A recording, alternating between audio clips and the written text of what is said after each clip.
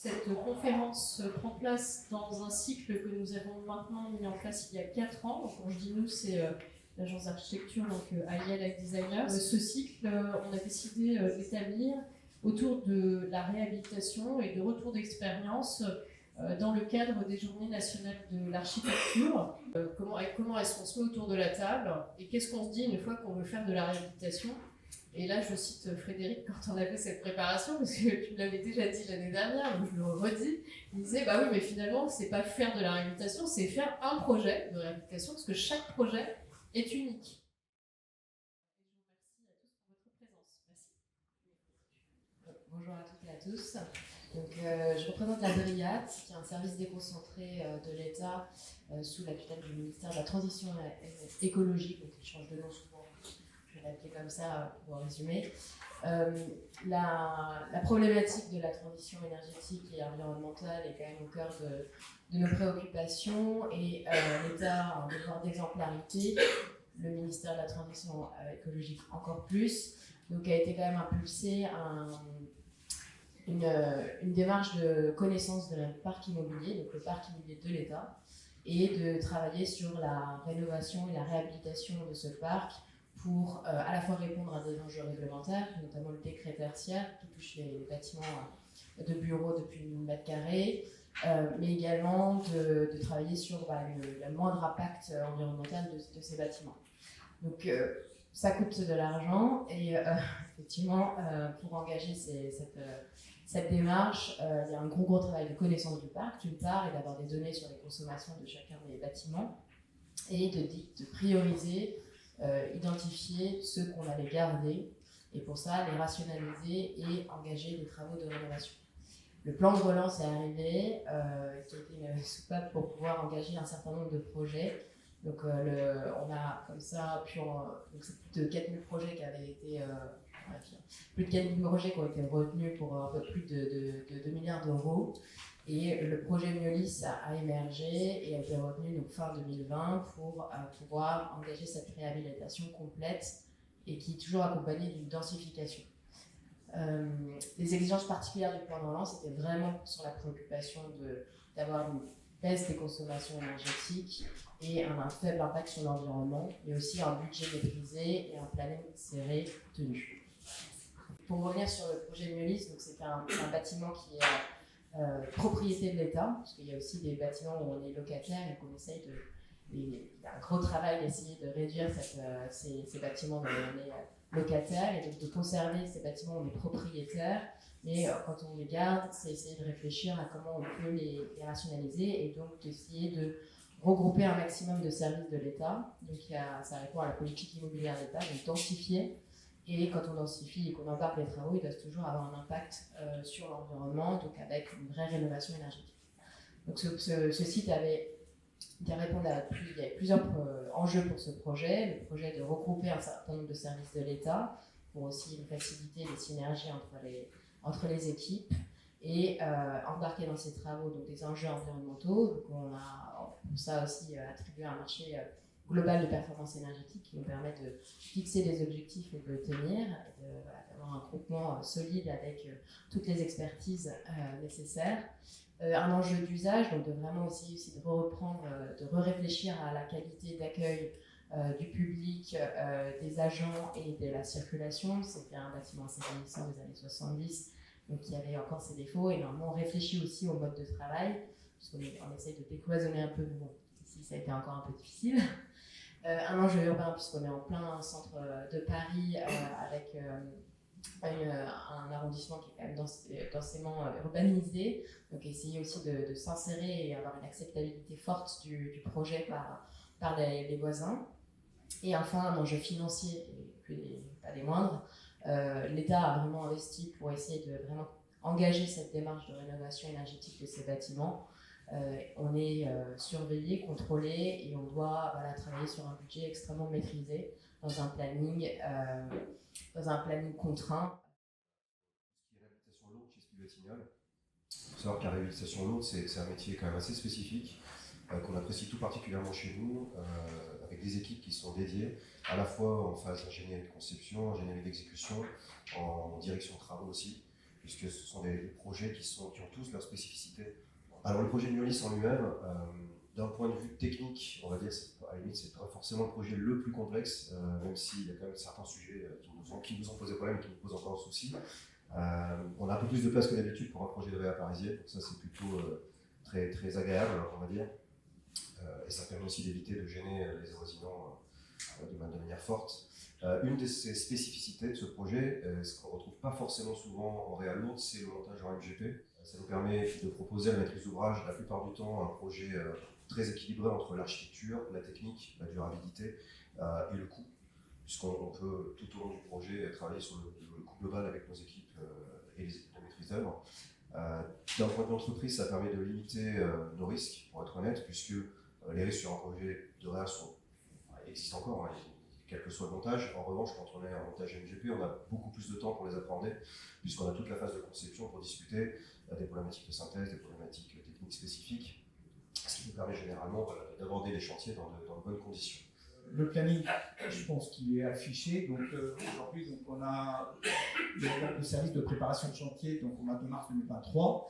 Au mois d'avril, on a commencé à faire du curage et donc on a commencé, ça a duré après le curage, des agnontages et des munitions qui ont duré jusqu'à fin d'année 2023. Le gros œuvre, donc lui, il a démarré en septembre 2023. On a mis une grue en place pour pouvoir, parce que c'est pas toujours évident dans les chantiers parisiens et surtout en réa, de mettre une grue. Là, on avait la chance d'avoir un patio central. Comme on a pas mal de planchers également à créer, parce qu'on a créé 2 extensions. On verra tout à l'heure en fait en neuf, parce qu'il a fallu relier les bâtiments entre eux. Et du coup, avec une grue, ça permet plus facilement de mettre en place tout ce qu'il faut comme matériel pour pouvoir les assurer.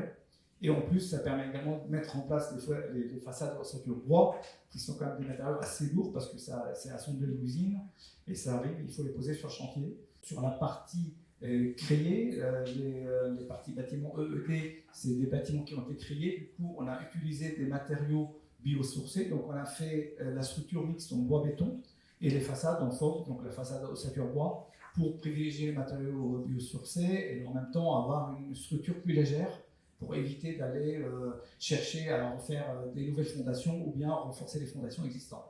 Et les espaces extérieurs qui ont été également donc, complètement requalifiés parce qu'avant il y avait des voiries en béton, en enrobé. Et donc tout ça, on fait en sorte avec un phasage qui est quand même assez fin, avec les travaux de VRD, donc pour enlever tout ce béton et ces enrobés, pour mettre en place de la végétalisation. Et en même temps, gérer les travaux de façade qui se poursuivent, parce que tout ça doit se faire dans un délai très contraint. Et ce qui fait qu'il y a un phasage qui est très, on va dire, fin et rigoureux à respecter pour les entreprises pour pouvoir tenir les délais et faire tous les travaux nécessaires pour achever le bâtiment. Ce sujet de l'intervention sur l'existant, c'est une part importante de notre activité. Alors là, je montre simplement 3 exemples d'actualité parisienne. L'hôtel de Broglie pour l'Assemblée nationale que nous avons livré il y a fin d'année dernière maintenant. Une restauration, réhabilitation assez lourde d'un ensemble tertiaire pour l'Assemblée nationale. Le siège de la Caisse nationale d'assurance vieillesse qui est en cours, réhabilitation lourde d'un ensemble assez intéressant, notamment industriel du 19e, puisque c'est l'ancienne fabrique des pianos Erard. Donc un site très intéressant d'un point de vue architectural et urbain. Une rénovation complexe parce que phasée en site occupé, chose que nous nous sommes évité ici, Myolis. Et puis, c'est vrai que nous n'intervenons pas que sur des sujets, on va dire, tertiaires, un peu classiques, mais aussi sur des équipements. Et notamment, la piscine Georges Valrey que nous avons réhabilitée. Et ce projet s'inscrit dans le cadre des JO, puisque ça a été un bassin d'entraînement. Au-delà, ça devient et ça redevient un équipement pour la ville et pour tout le monde. Voilà, donc une pratique de l'intervention sur l'existant assez fréquente et qui nous amène à réfléchir effectivement et à pouvoir, et c'est un peu le but de mes 2 diapos d'après, un peu partager la manière dont nous-mêmes nous évoluons au regard de ces questions. Le neuf et l'ancien sont juste 2 étapes d'un même bâtiment. Le neuf, c'est effectivement la perspective d'un projet à réhabiliter. La question derrière ça, c'est que forcément, quand on conçoit Miolis, mais pas que, on se dit que sera ce bâtiment dans 30 ans et comment je l'inscris dans ce temps long et dans le temps possible d'une autre intervention. Et puis l'ancien, c'est effectivement d'une certaine manière une pratique du neuf. Aujourd'hui, ce que vous allez visiter, c'est un bâtiment neuf, quelque part. Vous allez voir un bâtiment neuf, même si 90% de la structure est existante. Et on a tout fait pour la conserver, et c'est un élément important de l'aspect environnemental. Mais dans ses prestations, et puis parce qu'il y a une extension, c'est un bâtiment qui présente des caractéristiques d'un bâtiment neuf. Et la conception, du coup, n'en est pas très éloignée. Et évidemment, dans ce cycle, vous voyez que la flèche qui revient vers neuf se décale, parce qu'évidemment, on ne revient jamais à l'état d'origine, et on décale le sujet. Évidemment que dans la manière dont nous sommes saisis du bâtiment existant qui était, il y a 3 ans, vraiment ancien, dans toute sa conception, la restitution d'aujourd'hui n'est pas celle du bâtiment d'origine. Et donc on a décalé le point de départ de la vie du bâtiment pour l'inscrire dans un nouveau récit. Et je pense que ça c'est intéressant parce que ça vient justement de la pratique de la réhabilitation. Il y a au fond, et c'est la diapo d'après, à mon sens beaucoup plus de similitudes, et c'est au fond moi ce qui m'intéresse dans la pratique de la réhabilitation et la pratique de la construction d'un bâtiment neuf, parce que justement l'un deviendra l'autre à un moment ou à un autre. Ces cycles de vie, ils sont différents, et on se retrouve avec Miolis, avec une sorte de convergence. 50 ans plus tard, l'ensemble des données fait qu'il est nécessaire de repenser la totalité, et au fond de ce terme qu'on utilise, d'en faire une régénération complète. C'est pas juste une rénovation, c'est pas une sorte d'intervention cosmétique ou technique, c'est bien une régénération complète de l'ensemble des infrastructures du site. Comment à la fois inscrire le projet dans un récit qui matche avec les attentes sociales, essentiellement, et puis qui soit aussi fédérateur, au fond, autour de valeurs qui dépassent la mode, qui dépassent effectivement les questions d'actualité. Et ça, c'est très intéressant, encore une fois, c'est de se dire quelle est la contribution du projet à plus long terme. Est-ce qu'il résistera à 10 ans, à 20 ans? Qu'est-ce qu'il sera et comment effectivement il sera perçu dans son environnement. Sur ce projet en particulier, à quoi ça nous a amené à réfléchir, et Dominique en parlera, je pense, notamment avec tout le travail qu'on a développé sur la façade. Il y a effectivement un truc, alors c'est pas une nouveauté, mais ça se vérifie à chaque fois. Pourquoi est-ce qu'on a pu faire ce travail assez complet et finalement sans trop de difficultés? C'est qu'on part d'un bâtiment tramé, avec une structure une structure poteau-dalle, en l'occurrence, en béton, mais qu'on a pu déshabiller et qu'on a pu réinvestir.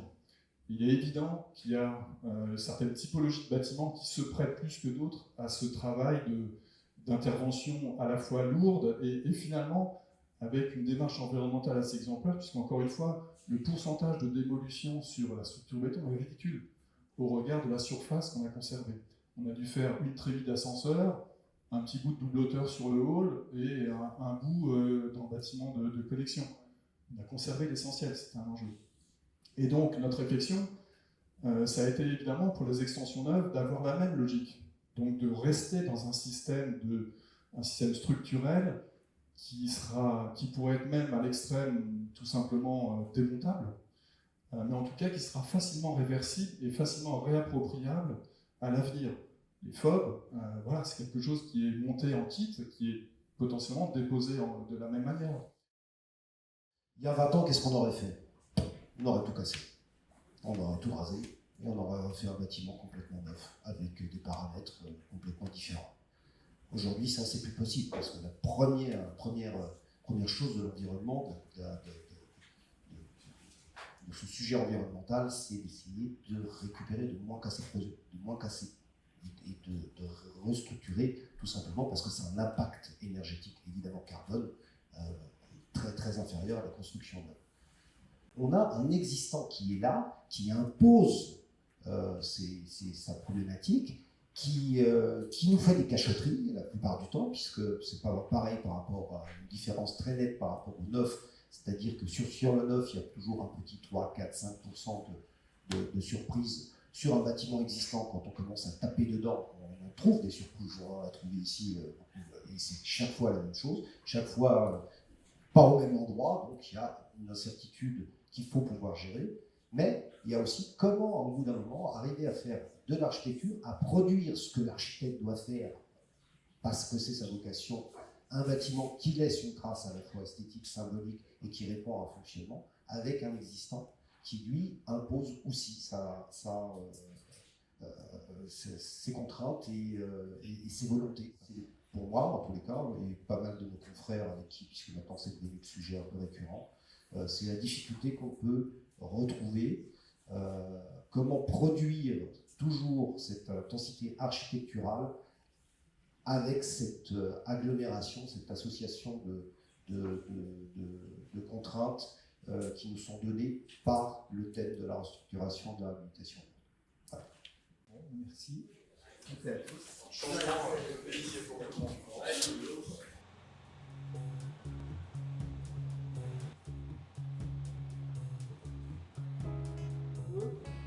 Donc là c'est la structure mixte de bois béton.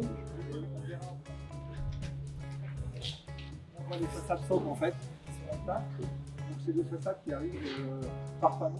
On est au rez-de-chaussée du bâtiment A, donc le premier bâtiment qui vient sur la rue de Lys. C'est là où on voit actuellement tous les stockages, parce que quand il y a plus de place, c'est maintenant dans les étages.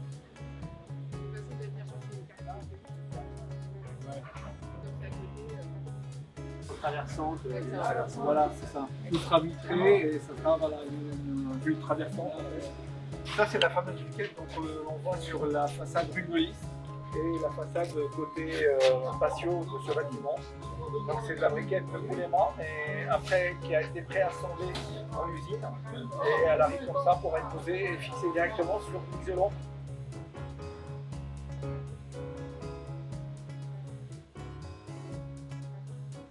La grue était en plein milieu et oui, l'arbre était oui, au oui, fond. la grue était vraiment là, juste derrière les arbres.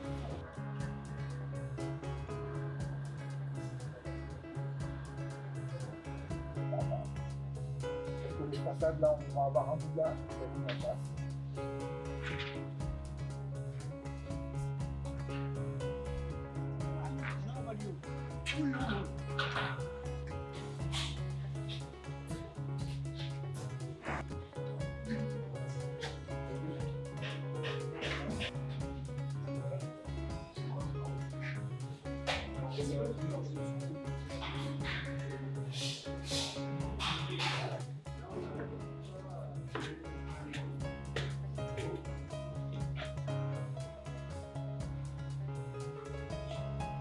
Et là, on voit le montage en fait des briquettes de la façade.